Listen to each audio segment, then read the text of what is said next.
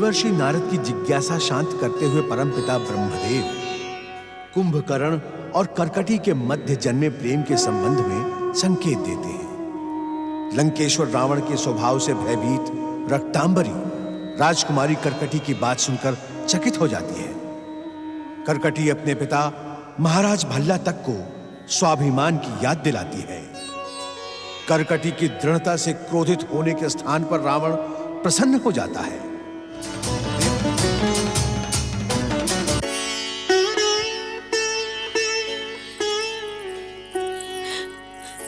नहीं स्वामी, आप इस प्रकार विरह की वेदना में छोड़कर मुझे नहीं जा सकते स्वामी। स्वामी, मैं भी आपके साथ जाऊंगी। स्थिति को समझो कर्कटी, इस समय तुम्हारा लंका जाना उचित नहीं है। नहीं स्वामी, नहीं स्वामी, नहीं, मैं आपके बिना जीवित नहीं रह सकती स्वामी। मैं भी आपके साथ जाऊंगी। मुझे छोड़कर मत जाइए स्वामी।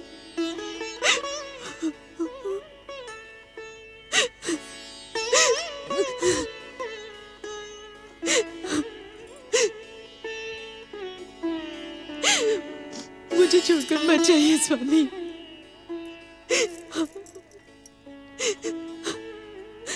राक्षस कुलवधु कर्कटी, अब तुम केवल हमारे प्रिय भ्राता कुंभकर्ण की धर्मपत्नी ही नहीं, अपितु लंका की राजरानी और महारानी हो। लंका की नहीं महारानी संपूर्ण राजकीय परंपराओं और भव्य स्वागत सम्मान के साथ ही लंका में प्रवेश करेंगे, जिसके लिए तुम्हें युद्ध विजय तक प्रतीक्षा करनी होगी।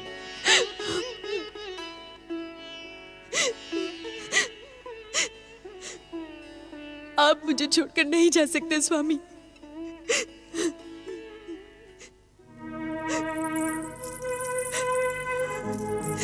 पिताश्री, लंकेश्वर के कथन पर विश्वास करो पुत्री। इस समय नववधु के रूप में लंका पहुंचना अनुचित है। लंका की राक्षसी सेना और लंका वासियों पर इसका विपरीत प्रभाव भी पड़ सकता है। प्रजा और सेना में विद्रोह भी हो सकता है। हाँ कुलवधु, सेना और प्रजावासी ये बात सोच सकते हैं कि जब हम युद्ध की विभीषिका में जल रहे हैं, तब राज परिवार विवाह का उत्सव मना रहा है। लंकेश्वर और महाराज भल्ला तक की बात तर्कसम्मत है। युद्ध विजय के बाद हम स्वयं तुम्हें सह्याद्री से लेने आएंगे।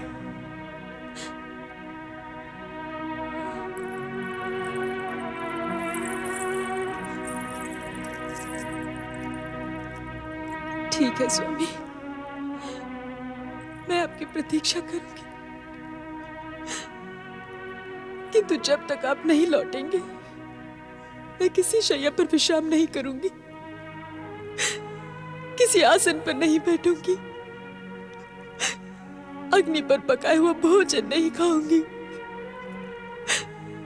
विवाहित होते हुए भी साध्वी का जीवन व्यतीत करूंगी। ये मेरा प्रण है।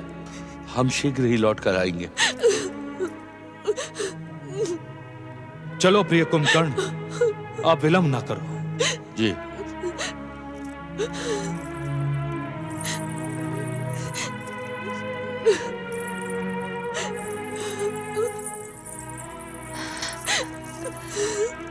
धैर्य धारण करें राजकुमारी, महाराज लौटेंगे, शीघ्र ही लौटेंगे। शीघ्र लौटकर आने का जो वचन कुंभकर्ण ने कर्कटी को दिया था, संभवतः उस वचन को आशुतोष भगवान शिव की सहमति प्राप्त नहीं थी। कारण श्री राम और उनकी वीर सेना के सामने रावण और उसकी राक्षसी सेना पराजित हुई। इस भीषण युद्ध में रावण की ओर से लड़ने वाला एक भी वीर सैनिक जीवित नहीं बचा। 1 लाख पुत्र और 1.25 लाख नातियों से भरे पूरे रावण के परिवार के साथ महाराज भल्ला तक और उनकी सेनाएं भी युद्धाग्नि में स्वाहा हो गईं। रावण और कुंभकर्ण को श्री राम के हाथों तथा इंद्रजीत, मेघनाद और भल्ला तक को लक्ष्मण के हाथों मुक्ति प्राप्त हुई। श्री राम की कृपा से लंका का राज्य विभीषण को मिला। इस प्रकार महाबली महापराक्रमी अतुल्य शक्तिशाली लंकेश्वर रावण और उसकी राक्षसी सेना का अंत हुआ, परंतु कुंभकर्ण की वीर शक्ति से भविष्य में जन्म लेने वाला एक राक्षस कर्कटी के गर्भ में आज भी जीवित है।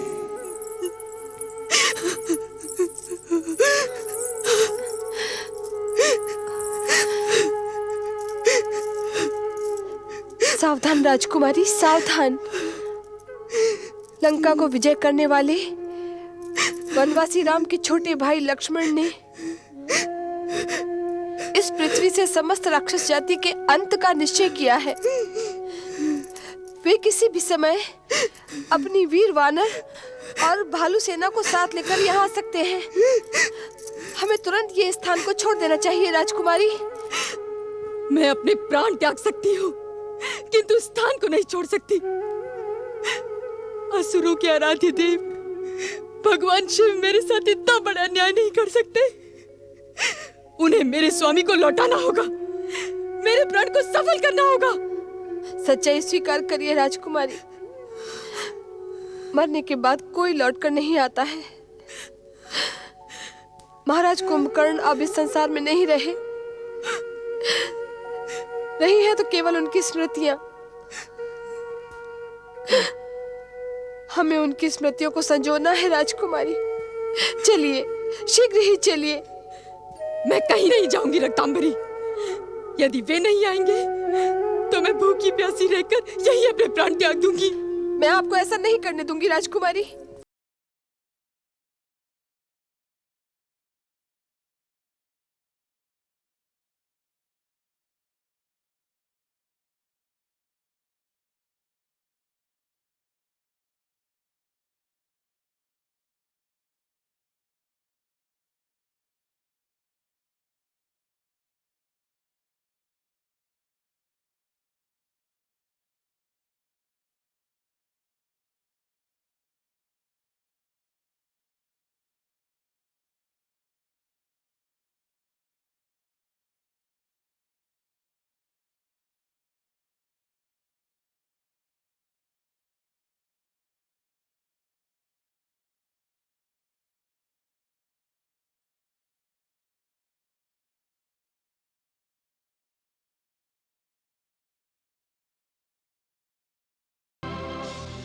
महाराज कुंभकर्ण की हत्या करने वाले राम और लक्ष्मण से अवश्य प्रतिशोध लेगा। राजकुमारी कर्कटी, आज केवल तीनों लोगों के स्वामी लंकेश्वर रावण को ही नहीं, भविष्य को भी तुमसे बहुत अपेक्षाएं हैं। समय आने पर तुम्हें भी राक्षस माता के किसी के समान वीर और विजयी राक्षस पुत्र को जन्म देना होगा। बचपन से ही उसके भीतर राक्षस जाति का गौरव और गौरवशाली इतिहास कूट कूट कर भरना होगा। जो आज्ञा लंकेश्वर। मैं अपना सब कुछ बलिदान करके भी राक्षस जाति के गौरव महाराज कुंभकर्ण की संतान को जन्म अवश्य दूंगी और उसकी रक्षा भी करूंगी। चलो रक्तांबरी।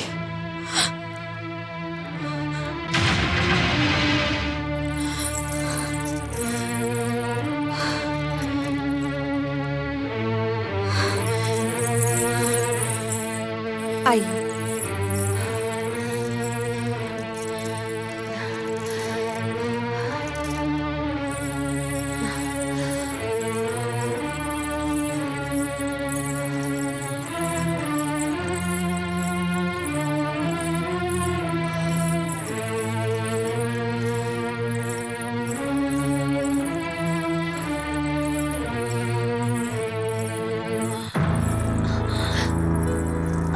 राजकुमारी, राजकुमारी, क्या हुआ राजकुमारी?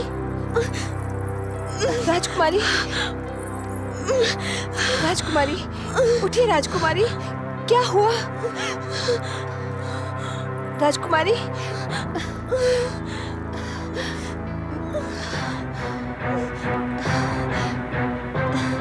राजकुमारी, उठिए राजकुमारी, उठिए, वहां तक चलिए, चलिए।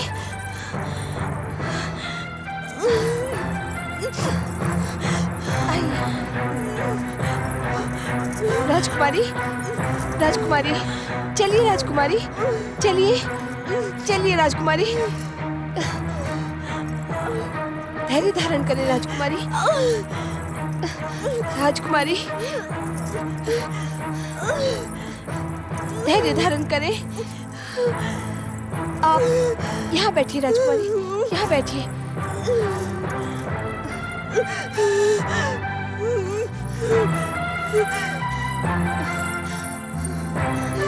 कोई है? कृपया हमारी मदद करें। कोई है? कृपया हमारी मदद कीजिए।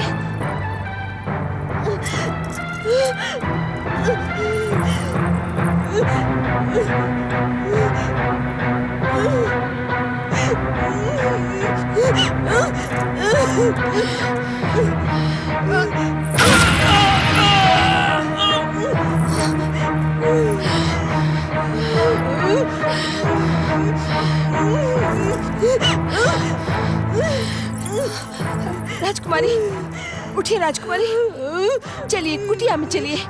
राजकुमारी उठिए, उठिए, आइए, आइए, चलिए। राजकुमारी, राजकुमारी, यहाँ लेटिए, यहाँ। हाँ, राजकुमारी, आराम कीजिए। राजकुमारी, धैर्य धारण करें राजकुमारी, राजकुमारी, धैर्य धारण करें राजकुमारी। धीरज रखिए राजकुमारी, धीरज रखिए राजकुमारी। राजकुमारी, कृपया धैर्य रखिए।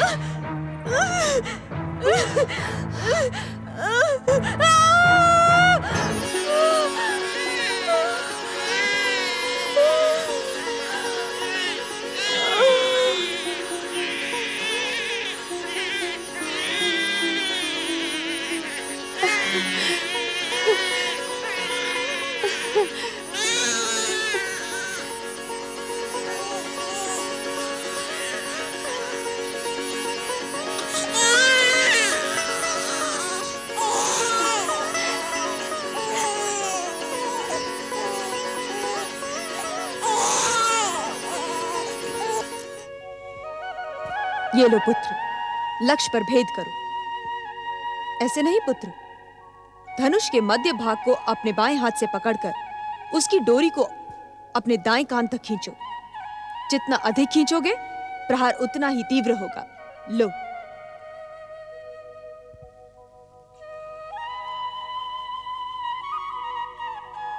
लक्ष्य पर अपनी आंख गड़ाओ पुत्र।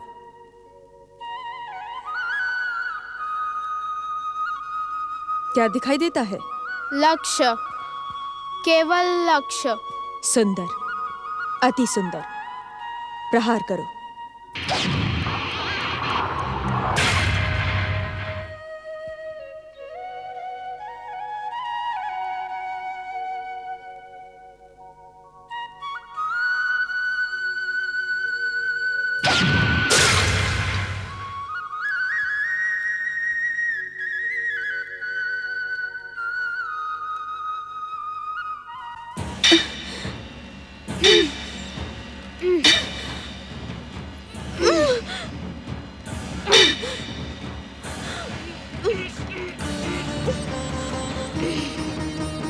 पुत्र, वो शिला देख रहे हो?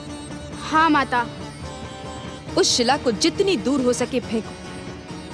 मान लो कि सामने तुम्हारा शत्रु है, उस पर ऐसे प्रहार करो कि वो शत्रु इस शिला के नीचे दबकर मर जाए। जाओ।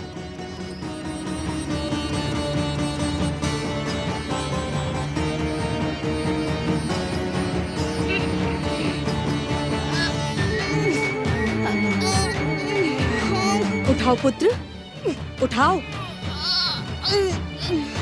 शक्ति लगाओ पुत्र, शक्ति।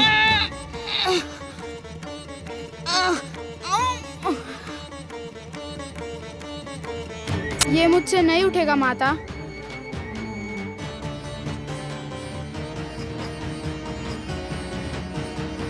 यदि तुम्हारी इच्छा शक्ति दृढ़ हो तो तुम ये कर सकते हो पुत्र। पहले अपनी शक्ति को एकत्रित करो, फिर श्वास को अपने सीने में रोको, फिर पूरी शक्ति लगाओ और इस शिला को उठाकर दूर फेंको। करो पुत्र।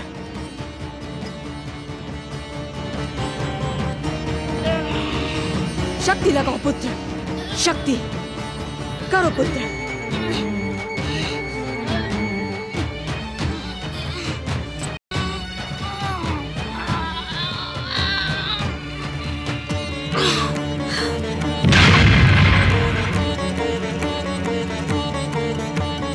धन्य है तुम्हारा पराक्रम पुत्र, धन्य है। इसी प्रकार नित्य अभ्यास करो।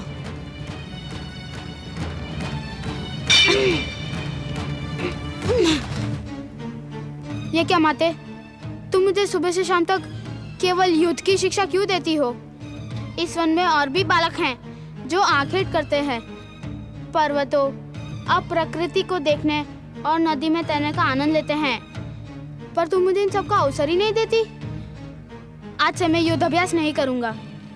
मैं वनवासी बालकों के साथ खेलूंगा, आखेट करूंगा।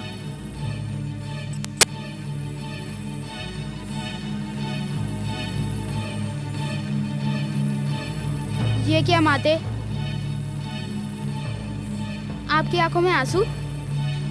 मैंने अपने मन की सच्ची बात कही है। मेरा इस युद्ध शिक्षा में मन नहीं लगता। मैं इन सब से दूर चला जाना चाहता हूँ।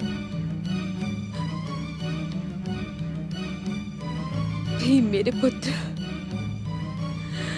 तुम्हारा जन्म इस संसार में आनंद उठाने के लिए और खेलने कूदने के लिए नहीं हुआ है।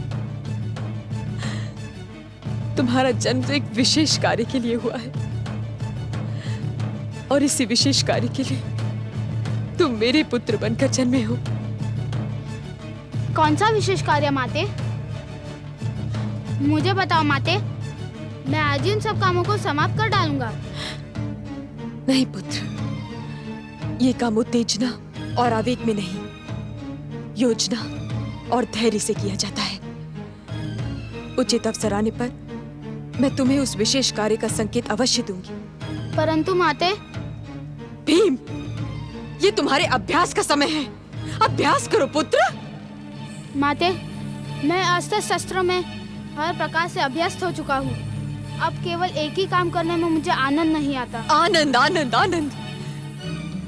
क्या तू अपने माता के आंसुओं की मूली पर आनंद प्राप्त करना चाहता है? क्या तुझे मेरे दुख की तनिक भी चिंता नहीं है पुत्र? ऐसा मत कहो माते। मैं जब भी आपकी आंखों में आंसू देखता हूँ तो विचलित हो जाता हूँ। पूछने पर भी कभी आप अपने दुख का कारण नहीं बताती हो। तू कारण जानना चाहता है? हाँ हाँ माते, मैं कारण जानना चाहता हूँ। तो सुन, जिस दिन मेरी दृष्टि में तुम्हारा अभ्यास पूर्ण होगा, उस दिन मैं तुम्हें कारण बताऊंगी। किंतु अभी समय व्यर्थ ना करो। गदा उठाओ और मुझ पर प्रहार करो।